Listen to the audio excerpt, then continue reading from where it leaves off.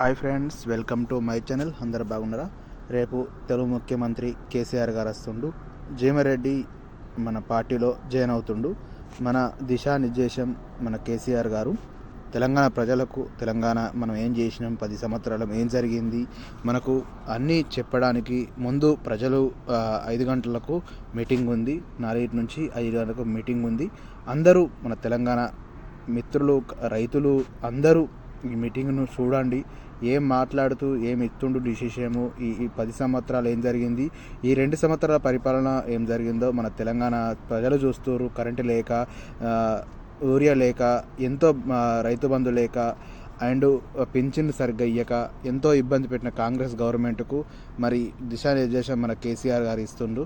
దానికి మనం అందరము ఆహ్వానితులమే. అందరం రండి.